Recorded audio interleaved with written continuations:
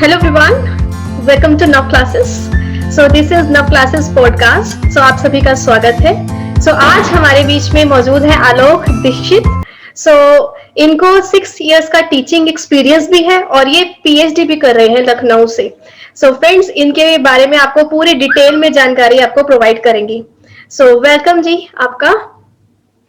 Thank you ma'am. हाँ जी. सो आपको detail में आज डिस्कशन पूरा मिलेगा. फ्रेंड्स, अगर आप भी इस तरीके से पॉडकास्ट में पार्ट लेना चाहते हैं, आपने अपनी लाइफ में कुछ अचीव किया, स्ट्रगल किया है, तो डेफिनेटली आप डिस्क्रिप्शन में एक फॉर्म है उसको भी भर सकते हैं. तो चलिए डिस्कस करते हैं. पूरा पॉडकास्ट आपको हर जगह अवेलेबल मिलेगा. Spotify, Apple podcast and Google podcast, everywhere you will find it. Description में आपको सभी लिंक मिल जाएंगे. सो चलिए स्टार्ट करते हैं. आलोक जी, आप मुझे अपनी लाइफ की थोड़ी जर्नी बताओ कि आप किस तरीके से आपने ग्रेजुएशन पोस्ट ग्रेजुएशन की और उसके बाद कितना टाइम लगा इस लेवल तक आने के लिए, जैसे पीएचडी लेवल तक आने के लिए. तो इस बारे में आप थोड़ा बताइए. मैम, मेरा नाम अलौकिक दीक्षित है और मैं इस समय सिद्धार्थ यूनिवर्सिटी से पीएचडी कर रहा हूँ. मैंने जब अपनी पढ़ाई को स्टार्ट किया तो बहुत छोटे से गांव से हूँ मैं. डिस्ट्रिक्ट लखीमपुर खीरी, निघासन, सब एशिया की सबसे बड़ी तहसील है जो 5 जगह बटी. और मेरे पापा फार्मर हैं, मदर मेरी टीचर हैं. तो मैंने हाई स्कूल और इंटरमीडिएट यूपी बोर्ड से किया, क्योंकि तब इतना ज्यादा मैम वो नहीं था कि सीबीएसई बोर्ड और आईसीएसई बोर्ड का प्रिविलेज नहीं था. उस समय यूपी बोर्ड की ही मांग थी. तो हाई स्कूल और इंटर मैंने अपने गाँव से किया.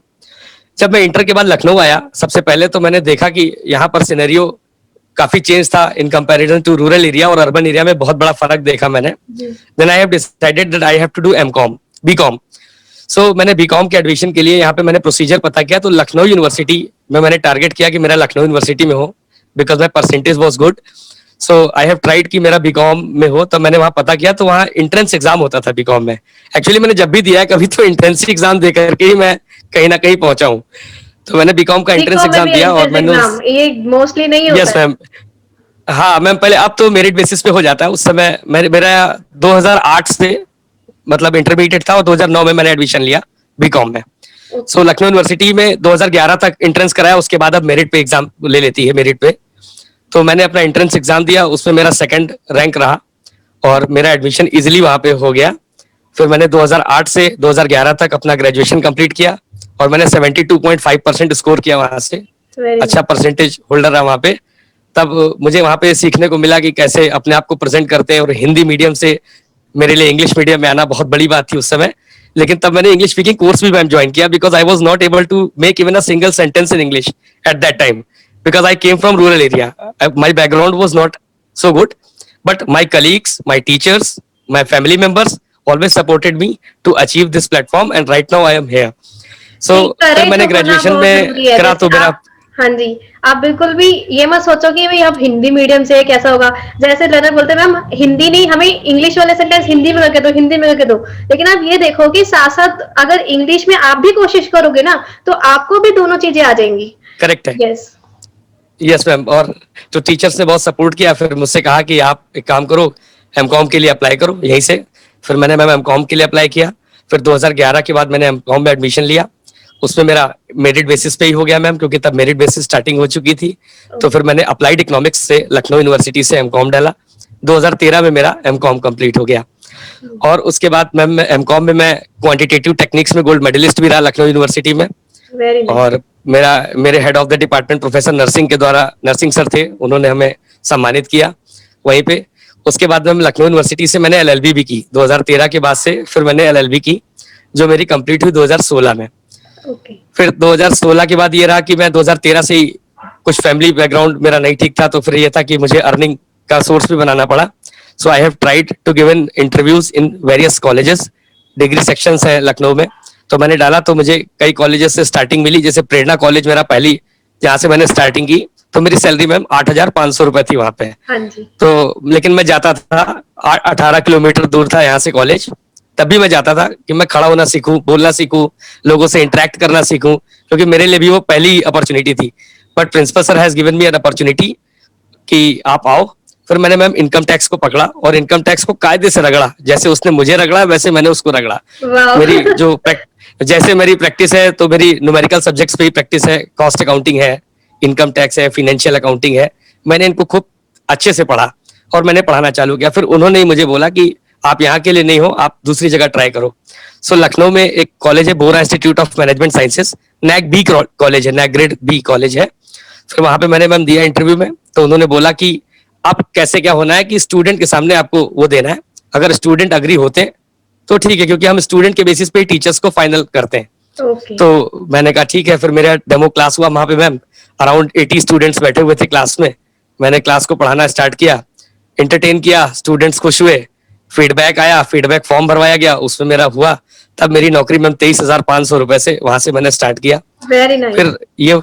फिर प्रिंसिपल सर ने मुझे प्रमोट किया कि आप करो इसको। करता रहा मैम, 2 साल 3 साल पढ़ाया। फिर बोले कि अब एक काम करो, नेट की भी आवश्यकता पड़ती, क्योंकि हायर एजुकेशन में नेट पीएचडी की बहुत बड़ी मांग है। सो मैम, मैंने पहली बार जब नेट का एग्जाम दिया तो मैं 3 नंबर से फेल हो गया। मुझे बहुत अच्छा लगा, 3-4 नंबर मेरे कम थे। मैं कहा चलो पहुंचे, 50-52% तक पहुंच रहे हैं। मैं मेरिट उस समय 58 पॉइंट कुछ परसेंट गई थी। ओके। फिर मैंने नेट के एग्जाम के लिए दोबारा अपीयर किया, तो नेट का पेपर मैंने दिया, उसमें भी मैम दोबारा मैं फेल हुआ। मैंने कहा कोई बात नहीं, करता रहूंगा। उसके बीच बीच में मैम मैंने अपना बीएड भी कंप्लीट किया, ओके। कि हो सकता है मैम जी मैंने अभी टीजीटी उसका टीईटी का पेपर दिया है। मेरा कोर्ट में वैकेंसी रुकी हुई है मैम, मेरा टीईटी भी क्लियर है, प्री और मेंस दोनों। Very nice. तो उसके फिर मैंने सोचा कि अगर जब तक ये फाइनल होगा तो प्रिपरेशन अपनी कीप कंटिन्यू रखता रहा। फिर मैम सिद्धार्थनगर यूनिवर्सिटी का फॉर्म आया, मैंने वहां से पीएचडी का फॉर्म भरा और मेरा पहला रैंक वहां पे आया, जनरल कैटेगरी से था। फिर मैंने मैम पीएचडी ज्वाइन कर ली और अभी 17 तारीख को जो पेपर हुआ है नेट का, वो भी दे करके आया हूँ। अच्छा हुआ है पेपर, और आप लोग के आशीर्वाद से मैम रिजल्ट आएगा तो फिर क्लियर होगा फिर आगे भी। जी, तो मैंने बहुत दिया। बहुत बढ़िया एंड ऑल द बेस्ट इसके लिए।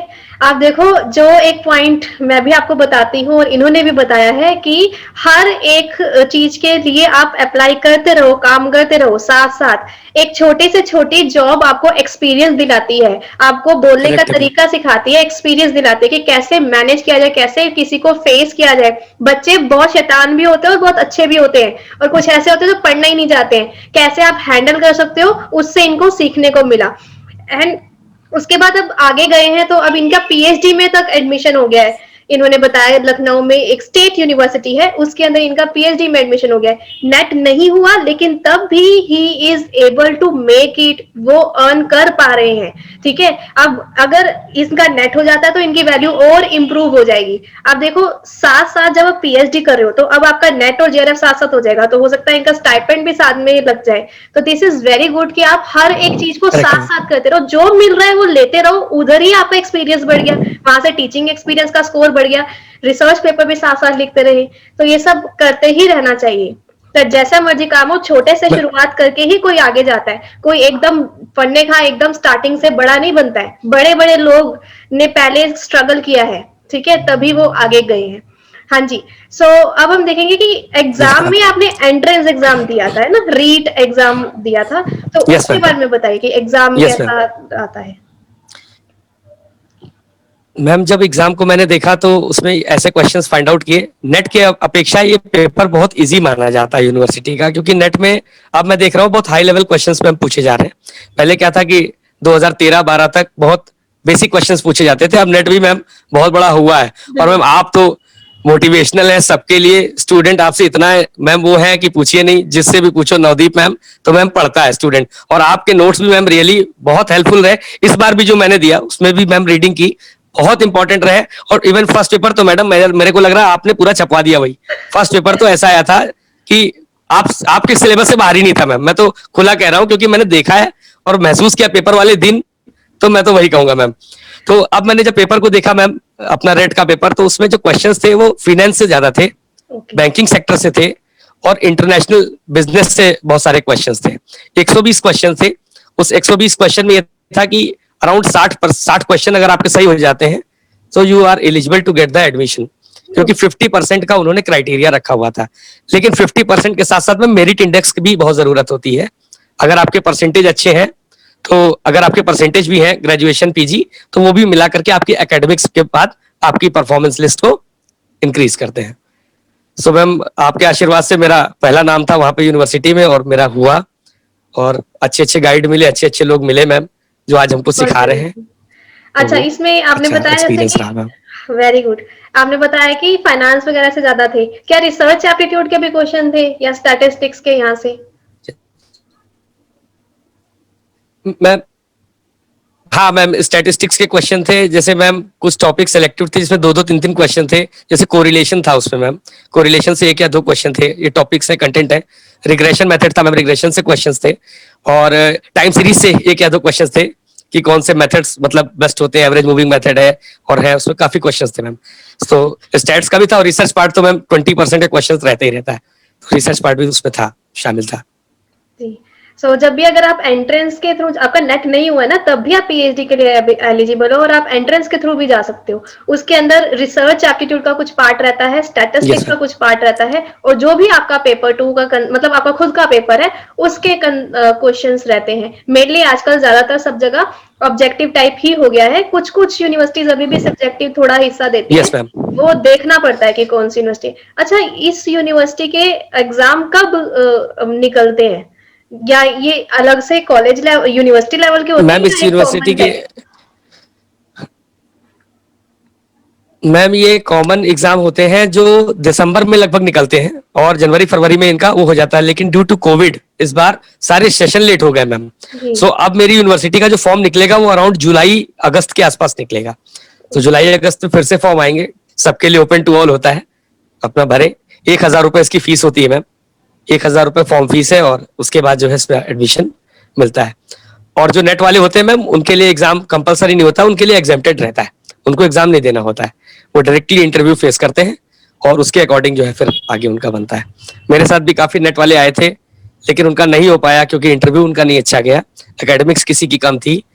सो ये है कि एग्जाम देना उन्हीं को है जिनका नेट नहीं है, और जिनका अगर नेट है तो उनको एग्जाम देने की जरूरत नहीं होती है। वो सीधा इंटरव्यू के लिए एलिजिबल होते हैं। लेकिन यहाँ पे ना चांस हो जाते हैं, अगर आपका रीट यस मैम। में स्कोर टॉप 3 में आ रहा है ना, फिर तो आपको चिंता की बात ही नहीं है, आपका वो स्कोर भी हो गया, क्योंकि वो यूनिवर्सिटी हाँ लेवल फिर पे मैम था। चिंता की बात नहीं, फिर तो जी। जी। और उसके बाद आप इंटरव्यू देते हैं। अगर आप ओनली इंटरव्यू के थ्रू जाते हैं तो फिर वो इंटरव्यू के को बहुत ज्यादा ध्यान से देखते हैं। हाँ जी। सो इंटरव्यू पे किस टाइप के क्वेश्चन पूछे गए थे? आप सिनॉप्सिस बना के गए थे, क्या आपको पता था सिनॉप्सिस बनाने यस मैम। कैसे हैं? ये सब थोड़ा बताओ। मैम मैंने सिनॉप्सिस प्रिपेयर की थी, तो सिनॉप्सिस मैम मैंने प्रिपेयर की थी। सिनॉप्सिस से मेरे से क्वेश्चन पूछे गए थे कि आपने टॉपिक लिया तो क्यों लिया, आप बैंकिंग सेक्टर में ही क्यों आप पीएचडी करना चाहते हैं, क्या आप नया करेंगे उसमें, क्योंकि ऑलरेडी 150 पीएचडी थीसिस लिखी जा चुकी है इस पे, तो आप ऐसा नया क्या करने जा रहे हो। तो मैंने उनको बताया, मैंने कहा कि मेरा जो कंटेंट था मैम एनपीए से था। सो मैंने कहा नॉन कि आजकल परफॉर्मिंग बढ़ती एसेट। समस्या है एनपीए, हाँ नॉन जी। परफॉर्मिंग एसेट, और मैंने उसका रिलेशन कैपेसिटी मैनेजमेंट से दिखाया मैम, कि बैंकों के पास क्षमताएं होने के बाद भी बैंक उसकी वेटेज रिकवरी नहीं कर पा रहा है और लोन पे लोन बांटता चला जा रहा है। तो किस बेसिस पे लोन दे रहा है, क्या क्या फैक्टर्स हैं, कौन कौन सी रेटिंग्स उसमें लगती हैं, जैसे कैमल्स रेटिंग होती है मैम। तो सारी चीजें बैंक टीम की परफॉर्मेंस को चेक करने के बाद ही सारी चीजें दी जाती हैं उनको, लेकिन उसके बाद भी सब चीजें क्यों हो रही है। तो मेरा इस कंटेंट पे टॉपिक मैं प्रिपेयर करके गया था। सो मेरे से इस चीज से सवाल पूछे गए थे ज्यादा। मतलब आपने उसका वाई को पकड़ा। लोग कहते हैं कि क्या हो रहा है, क्या हो रहा है, इन सबको देखे कि कितना ज्यादा हो रहा है, क्या इम्पैक्ट क्या है। आपने ये पकड़ा है, ये हो क्यों रहा है, आपने यस इस मैम। गैप को फिल करने की कोशिश यस की। मैम। जी। सो अब इसमें अगर आपका क्वेश्चन यस मैम। पूछे गए, जैसे कि आपने ये टॉपिक चूज किया है क्यों, तो इस टाइप इसमें आपने क्या आंसर दिया उस टाइम पे? मैम मैंने कहा कि आजकल की जो रिसेंट समस्या है और जो आजकल की इकोनॉमिकल प्रॉब्लम है, उसमें टूरिज्म है, बैंकिंग सेक्टर है, आजकल की बेसिक समस्याएं यही हैं। लोग अभी अवेयर नहीं है मैम। जैसे प्रधानमंत्री जनधन खाते खुल गए तो लोगों को ये तक नहीं मालूम है कि हमारा अकाउंट में कितना पैसा, वो तो ये बस सोचते हैं कि हमारे अकाउंट में 5,000 रुपए आएगा जो ओडी लिमिट का है, लेकिन उनको अवेयर नहीं है। तो ऐसा नहीं, उसमें उसके भी कई सारे फॉर्मेलिटीज हैं जो बैंकिंग सेक्टर करता है, लेकिन लोगों तक रीच नहीं हो पा रही उनकी। फाइनेंशियल इंक्लूजन आजकल का बड़ा इंपॉर्टेंट टर्म हो चुका है। फाइनेंशियल इंक्लूजन, हर चीज फाइनेंशियल इंक्लूजन के माध्यम से जोड़ी जा रही है, लेकिन लोगों को अवेयरनेस के कारण नहीं कर पा रहे हैं। डिजिटल इलिटरेसी है मैम, लोग डिजिटल चीजों को करने में अभी भी डर रहे हैं कि मतलब मेरा पैसा ना कट जाए, मेरा कुछ ना हो जाए। तो ऐसी समस्याएं हम लोग रूरल एरियाज में फेस कर रहे हैं, जो मेरा बेसिकली काम है कि इन चीजों को निकालना, कि एग्जैक्टली मैं अभी भी लिटरेसी रेट हमारा बढ़ता चला जा रहा है, लेकिन डिजिटल लिटरेसी रेट हमारा क्यों गिरता चला जा रहा है, ये चीजें पकड़ में आ रही हैं इससे। तो मैं इन्हीं सब चीजों पे मैं काम कर रहा हूँ, जो मेरा बेसिकली काम चल रहा है। Very nice. अच्छा, आपने कहा कि आप कुछ सिनॉप्सिस बना के गए थे, उसमें कितने पेजेस थे और आपने लिटरेचर रिव्यू कहाँ से किया था उस टाइम पे? लिटरेचर रिव्यू किया होगा, कंटेंट डाला होगा उसमें। मैम मैम जी मैम, मैंने उसमें सबसे पहले तो लोगों की थीसिस को पढ़ा, लोगों की सिनॉप्सिस को पढ़ा, क्योंकि कुछ लोग उस पर ऑलरेडी काम कर चुके थे। फिर मैंने उस टॉपिक को सेलेक्ट करके ये देखा कि अब मैं इस टॉपिक से अपना क्या बना सकता हूँ। फिर मैंने 7 8 10 पेपर उस पर डाउनलोड करे और उसको पढ़ा। तो उनके रिव्यू ऑफ लिटरेचर को पढ़ने से मेरे को ये आइडिया मिला कि हाँ, अभी भी काम तो बैंकिंग सेक्टर पे बहुत सारे टॉपिक्स पे हुआ है, लेकिन अभी भी कुछ चीजें रिसर्च गैप के नाम पे बची हुई हैं। तो उन रिसर्च गैप में क्या क्या समस्याएं आ रही है, मैंने उन चीजों को फाइंड आउट किया और उस बेसिस पे मैंने अपनी हाइपोथेसिस सेट करी और हाइपोथेसिस के माध्यम से ही मैंने चीजों को बनाया। Very nice. अच्छा, तो मतलब आपने अब ये भी बात पता चलती है कि आपने बहुत सारे रिसर्च पेपर्स रीड किए थे। तो अब ये जो रिसर्च पेपर्स रीड किए थे, उनके बेसिस पे क्या आपने उन्हीं के सेंटेंस यस मैम। लिखे या फिर आपने थोड़ा अपने आसान लैंग्वेज में, नॉर्मल सी लैंग्वेज में उसको अच्छे से मेंशन कर दिया सिनॉप्सिस में? मैम मैं वो रीडिंग करने के बाद आपके थॉट्स प्रोसेस और डेवलप होते हैं मैम। मेरा मानना है कि जैसे आप किसी चीजों को पढ़ेंगे तो उससे आप निकालने के लिए कंक्लूजन आप उसको निकाल लेंगे, क्योंकि मैडम आजकल प्लेगरिज्म भी चेक होती है। तो आप किसी भी टॉपिक को कंटेंट कॉपी नहीं कर सकते। मैं ये कह रहा हूँ कि आप उस चीज को प्लेगरिज्म के माध्यम से देखते हैं। अगर प्लेगरिज्म में ये होता है कि आपने कोई भी चीज लिखी है और उसी को एज इट इज कॉपी कर दिया है, आप रीड करो, कंटेंट समझो और उनके कंटेंट से निकालो कि उन्होंने किस बेसिस पे काम किया है। तो उससे आपकी निश्चित रिव्यू ऑफ लिटरेचर का मतलब यही है कि उन्होंने जो लिखा है आप उसको रिव्यू करो, गो थ्रू करो, और आप रिव्यू जब कर लोगे तो निश्चित आप किसी भी आउटकम पे पहुंचोगे, और उस आउटकम पे आपको क्या करना है ये आपकी पीएचडी बताएगी। तो मैंने तो इसी बेसिस पे मैम पढ़ा और अपनी सिनॉप्सिस को डेवलप किया। जी, बहुत अच्छी। अच्छा, अब मैं ये जानना चाहती हूँ, इसमें आपने प्राइमरी डाटा रखा कि सेकेंडरी डाटा रखा? अगर हम देखें, एक बहुत इंपॉर्टेंट टॉपिक आता है कि एनपीए तो डायरेक्टली बैंक से पूछोगा, वो तो कभी भी असली नहीं बताएगा। तो इसको कैसा डाटा रखा है आपने अपनी इसमें? मैम मैंने प्राइमरी और सेकेंडरी दोनों डेटा यूज किए हैं। मेरा मानना है कि आजकल की जो रिसर्च है उसमें दोनों तरीके के डेटा यूज होने चाहिए, primary data as well as secondary. लेकिन हाँ, अब जो रिसर्च पेपर पढ़ रहे हैं शोध गंगा साइट पे, एक शोध गंगा साइट है, उस पर क्या होता है कि जो भी लोग रिसर्च कर रहे हैं उनकी रिसर्च को पब्लिश किया जाता है, तो उनका मोरल और कंक्लूजन यही निकल के आता है कि अराउंड 10 to 15% डेटा आप प्राइमरी डेटा होना चाहिए। उसके बाद अगर आप सेकेंडरी डेटा यूज करते हो तो कोई इशू नहीं है, लेकिन आप भी कोई नई चीज उसमें दिखाओ कि रिसर्च में बेसिकली आपने किस तरीके का काम किया है। आइदर वो चीज होएगी या नहीं होगी, कोई बात नहीं, लेकिन आपने किया क्या है उस चीज को जरूर उसमें मेंशन करना होता है। तो मेरे हिसाब से प्राइमरी और सेकेंडरी दोनों डेटा होना चाहिए। मेरी रिसर्च में भी प्राइमरी और सेकेंडरी डेटा दोनों थे। Very nice. हाँ जी, अभी ये एक चीज क्लियर हुई कि आपको कुछ नया भी करना है और जो रिजल्ट आएगा, अच्छा या बुरा, उसको वैसा ही प्रेजेंट करो, उनके सामने दिखाया जाए वैसा ही। बिल्कुल जी। सो अब आपको क्या, आपका जो पीएचडी एडमिशन है कौन सी ईयर में हुआ था और कितना टाइम हो गया आपको? मैम मेरा जो पीएचडी एडमिशन हुआ है वो 2019 में ही हुआ है और मई में हुआ है मैम मेरा। Very nice. 2019 मई में। ठीक है, इसमें कोर्स वर्क आपका हो गया है जो एक मैंडेटरी होता है? यस मैम, कोर्स वर्क मेरा कंप्लीट हो गया है। कोर्स वर्क के बाद की जो प्रोसेसिंग होती है मैम, उसमें आप कोर्स वर्क में आप अपना एग्जाम देते हो और एग्जाम देने के बाद मैम आप सिनॉप्सिस अपनी प्रिपेयर करते हो, जिससे आरडीसी और डीआरसी होती है मैम, रिसर्च डेवलपमेंट कमेटी बैठती है। सो रिसर्च डेवलपमेंट कमेटी जब बैठेगी तो आपका टॉपिक को सुनेगी और आपने क्या किया उस पर काम करेगी, उसके बाद आपका टॉपिक को फाइनल करती है मैम। ठीक है, मतलब ये तो हुआ कि पीएचडी में जब आपका टॉपिक अच्छे से फाइनल हुआ तो ये सिनॉप्सिस आपके प्रिपेयर हो गए। अच्छा, अब उसके बाद आप और अपने टॉपिक के ऊपर अब काम कर रहे हो, है ना? हाँ जी। Yes ma'am. जी। अच्छा, अब आप ये जो न्यू जनरेशन है, जिन्होंने हो सकता है जिनका सपना है पीएचडी करने का, उनको क्या एडवाइस देना चाहोगे कि वो कैसे आगे बढ़े और उनको साथ-साथ किन किन चीजों को तैयार करते रहना चाहिए?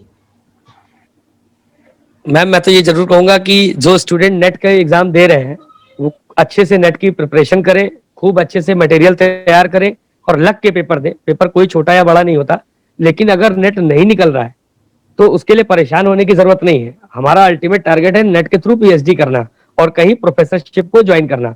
आज करके जो हायर एजुकेशन के एग्जाम भी आते हैं उसमें या तो नेट मांगते हैं या पीएचडी मांगते हैं। तो आप पीएचडी में अगर एडमिशन लेकर के एंट्रेंस एग्जाम देकर के आप उसको करते हो, शायद में आप नेट का भी एग्जाम देते रहो, तो जब दोनों चीजें हो जाएंगी तो उसमें आपका टाइम नहीं खराब होगा। जो आपने 2 साल पीएचडी नेट की तैयारी में लगाए हैं और आपको पीएचडी मिल जा रही है, तो आपका टाइम नहीं खराब होगा, वो आगे कहीं ना कहीं कवर हो जाएगा। और जिस कंपटीशन की तैयारी कर रहे हो आप नेट के लिए, वो आपकी पीएचडी में भी काम आएगी। सो मुझे नहीं लगता कि मैम इसमें वेट करना चाहिए कि नहीं मेरा नेट होगा तभी मैं पीएचडी करूंगा। आपको जो मिल रहा है आप उसको ग्रैस्प करो और हाँ अपनी तैयारी को साथ साथ कंटिन्यू रखो, तो उसमें मिल जाए। क्योंकि पीएचडी में कोई इतना बर्डन नहीं है मैम। पीएचडी में बर्डन ये है कि मैं जल्दी से जल्दी अपनी पीएचडी को कंप्लीट करूं। तो जल्दी से जल्दी करने का मतलब ये है कि आप डेली 8 से 10 पेज डेली लिखिए आप उसको, और अपने गाइड से चेक कराते रहिए। मैं जब 10 पेज लेकर के जाता हूं तो मेरा गाइड काट देता है, बोलता है अब ये गलत है, इसको सही करो। लेकिन वो मैम इतना सिखा देते हैं कि आपको धीरे धीरे आपका अंडरस्टैंडिंग लेवल डेवलप कर देते हैं। अभी अंडरस्टैंडिंग लेवल हम लोगों ने पढ़ा है मैम, मेमोरी, अंडरस्टैंडिंग, रिफ्लेक्टिव। अब अंडरस्टैंडिंग का कायदे से मतलब वही समझ में आ रहा है हमको कि हाँ रिसर्च में कैसे आप अपने लेवल को कैसे इंक्रीज करते हो। तो ये सब चीजें गाइड से मैम बहुत कुछ सीखने को मिलती है। बिल्कुल जी, बहुत अच्छे। अच्छा, यहाँ पे ये एक बहुत इंपॉर्टेंट पॉइंट समझने वाला है कि अगर आप एनटी यूजीसी नेट जेआरएफ की तैयारी कर रहे हो तो इसी के साथ यही सेम सिलेबस है रीट का या पीएचडी एंट्रेंस एग्जाम का, यही चीज आपने बाकी एग्जाम Yes, में ma'am. भी सेम काम आएगी।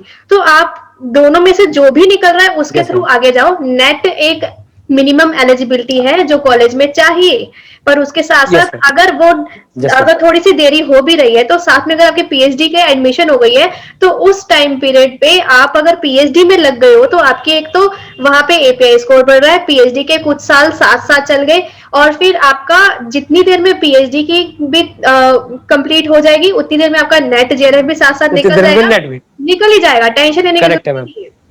साथ साथ आपको नहीं, एक्सपीरियंस मिल रहा है, चाहे गेस्ट लेक्चर का मिल रहा हो चाहे कॉन्ट्रैक्ट बेसिस का मिल रहा हो, तो वहां से एक्सपीरियंस भी बनता चला जा रहा है। अब ये सारी चीजें आपके स्कोर को yes, ma'am. बढ़ा रही है। अब हाँ, हो सकता है गेस्ट लेक्चरर के लिए आप लगे हो, आपकी पेमेंट भी आ रही है, पर वो एपीआई स्कोर में Yes, काउंट ma'am. नहीं होगी। पर फिर भी आपको खुद को बोलने का तरीका तो आया, कैसे लोगों को हैंडल करना। करेक्ट है मैम। और आपने कितना अच्छा पॉइंट बोला कि जब आप कॉलेज में गए थे तो बच्चों को पढ़वा के देखा था, तो वो रियल लाइफ एक्सपीरियंस उन्होंने इंटरव्यू में चेक किया।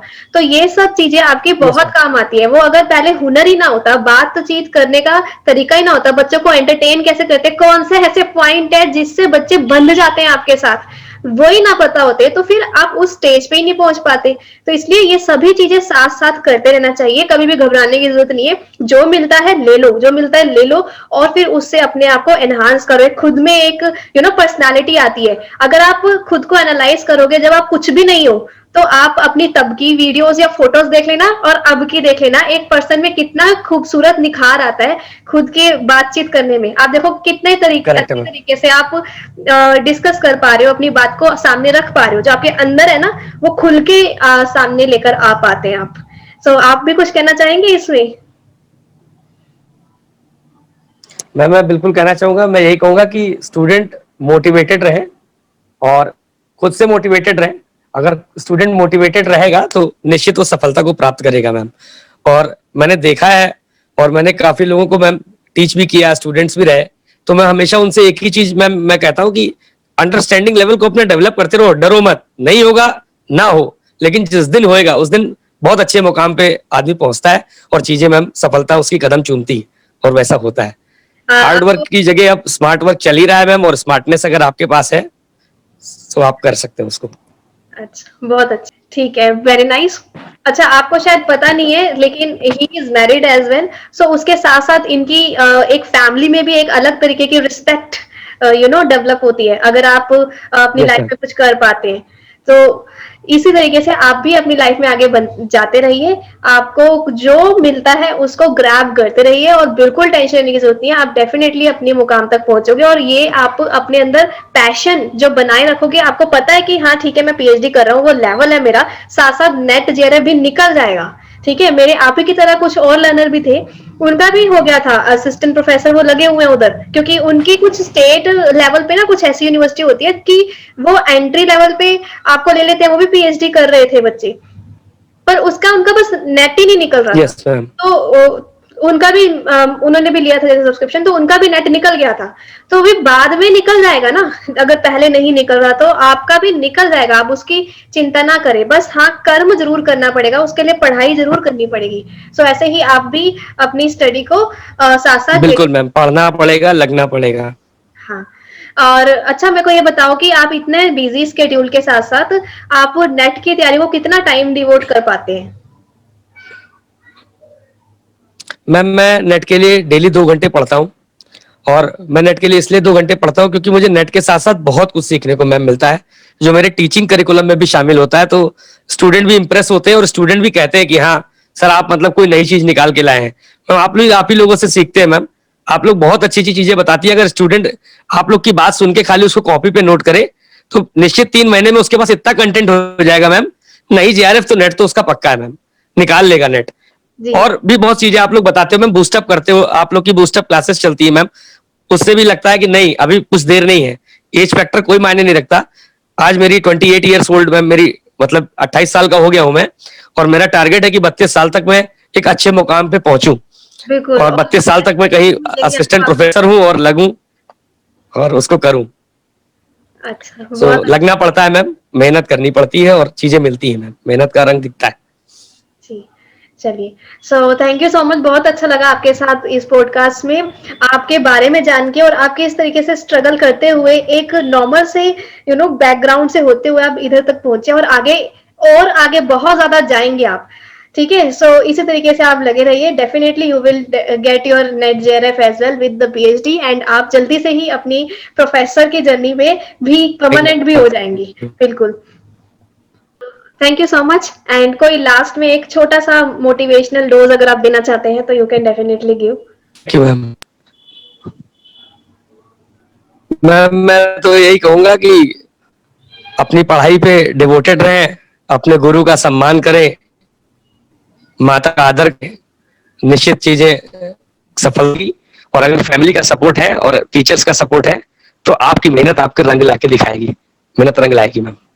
जो मेरे साथ हुआ है तो मैं चीजों को समझता हूँ ma'am.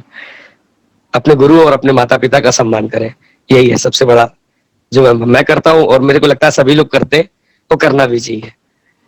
Ji, thank you so much, आपने साथ साथ एथिक्स भी सिखा दिए। So thank you so much आप सबका साथ जुड़ने के लिए। तो dream, thank you ma'am. act and achieve. All the best for your NTA, NET, JRF and PhD and profession. Thank you ma'am. Thank you, Ji.